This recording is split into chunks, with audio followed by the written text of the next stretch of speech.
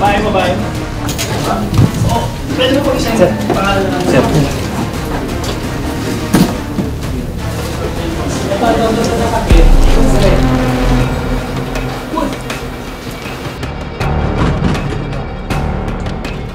Sir, positive items dito, sir.